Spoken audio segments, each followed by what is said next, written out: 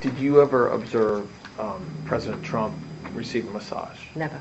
I think they were friendly, like people are in social settings. I don't think they were close friends, or I certainly never witnessed the president in any of, I don't recall ever seeing him in his house, for instance. I actually never saw the president in any type of massage setting. I never witnessed the president in any inappropriate setting in any way. The president was never inappropriate with anybody. In the times that I was with him, he was a gentleman in all respects. And did you ever hear Mr. Epstein or anybody say that President Trump had done anything inappropriate with masseuses or with anybody in your world? Absolutely never. In any context. What you just heard from convicted child trafficker, abuser, and Jeffrey Epstein's co-conspirator, Ghislaine Maxwell, is as untrustworthy as it is unsurprising. Like clockwork, Trump's attack dogs were already out doing his bidding. They didn't release parts of the transcript. They released the whole transcript. And you know, so you can go through the whole thing. And of course, this confirms what we all knew. If the Democrats, if President Trump had done something wrong, you don't think the Democrats would have released that? I mean, it was their Justice Department who handled all this. You don't think the Garland Justice Department and the Chris Wray FBI would have released information? We knew President Trump didn't do anything wrong here. He said that repeatedly. This transcript is the whole transcript, and it confirms that. So yeah, I think this is there's nothing there. It seems based on what we got from the interview of Miss Maxwell.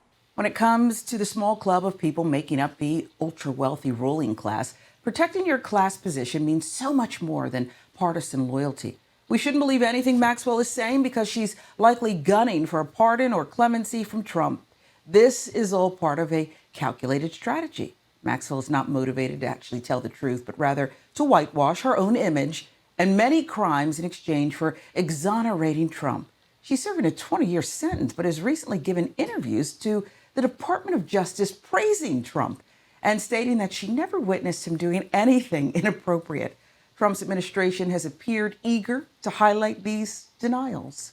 The family of Virginia Giuffre, one of Maxwell's victims, now slamming the DOJ, saying it gave Maxwell a, quote, platform to rewrite history, adding, the content of these transcripts is in direct contradiction with felon Ghislaine Maxwell's conviction for child sex trafficking. Just days after her interview with Blanche, Maxwell was moved to a minimum security prison in Texas.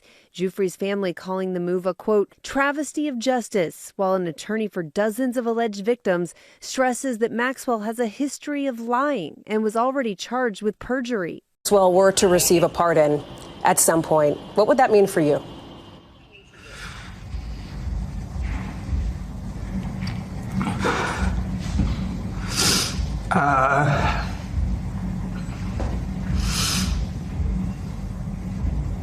It would unwind everything that my sister and all the survivors fought for. It would be a disgrace of justice. It would be picking abusers over survivors again. Ghislaine Maxwell was federally indicted on 2 perjury counts as a result of her testimony during her civil deposition. Having been convicted of sex trafficking, she is now in jail, presumably hoping that she will receive a pardon from President Trump. I can't imagine that her testimony will be given much weight by anyone with any knowledge whatsoever of her involvement with Jeffrey Epstein. I have been on interviews 4 to 5 days out of 7 for the last couple of weeks since this news dropped. And I'm honored to be invited. And I have not had one single invite from a conservative news outlet. Not one. Not an independent journalist, not a national news network, no one. And I have family members saying to me, well, why aren't you talking to Megyn Kelly? Why aren't you getting out there on Fox? They're not asking. And so we have to consider, what does justice look like now in our country if the people that are supposed to be in charge of that are listening to the criminals? Not only are these survivors and families being directly harmed by the administration cozying up to Maxwell, but relitigating all of this trauma in the national spotlight also does a disservice to any survivors and accusers of other sex crimes, regardless of who committed them. The victims and their families have spoken out with horror, outrage too, about the preferential treatment Maxwell has received. and that she should not be shown any leniency. Her interview with the DOJ shows she's desperate for a pardon.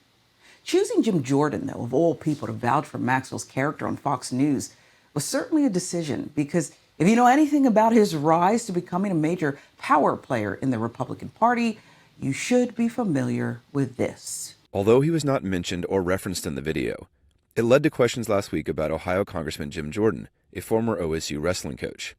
What did he know? One wrestler told NBC News that he reported alleged abuse to Jordan directly. Several other wrestlers told NBC News that Dr. Strauss's inappropriate behavior was discussed openly among the team, and Jordan had to know about it.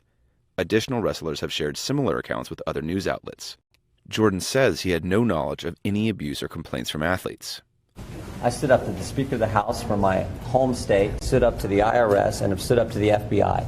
To think that I would not stand up for my athletes is ridiculous. One of the alleged victims was not a student. He was a paid referee. And he said in 1994 and 95, he was refereeing a wrestling match. And that is where Jim Jordan was an assistant coach. And after that, the ref went into the public sauna, shower, and he saw Dr. Strauss pleasuring himself in front of everybody else right there in front of him. He said something to Dr. Strauss. He walked out of the shower, and according to this accuser, he went to the head coach and the assistant coach, which was Jim Jordan, and said what he just saw in the shower, and the response was, yeah, that's Strauss. Jim Jordan called me crying,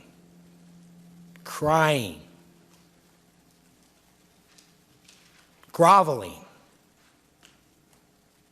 on the 4th of July, begging me to go against my brother. Begging me. Crying for a half hour. That's the kind of cover-ups that's going on there. Jim Jordan called me several times after that. That week, I had to have my lawyer call him, tell him to stop calling me. He examined me thoroughly, extremely thoroughly, my private parts, and everybody was just like, kind of snickering. Jordan said, I have nothing to do with this. But Jordan heard what you said. Oh, he heard what I said. Vasquez, a public school teacher for the past 27 years, is the 6th former Ohio State wrestler to tell CNN they directly told Jim Jordan of the abuse, or Jim Jordan was present when someone was recalling abuse by the team's doctor. 8 more former wrestlers tell CNN the abuse by Dr. Richard Strauss was such a routine topic of conversation that it's inconceivable Jordan did not know. It's important to note that lawsuits against Ohio State University are still pending, and Jordan has not been formally charged or found criminally liable for not reporting the claims. That said, the absurdity of sending Jim Jordan out to the media to defend the administration is a different standard entirely. This is the same Jim Jordan who was an assistant wrestling coach at OSU during a time when a team doctor, Richard Strauss, sexually abused hundreds of athletes.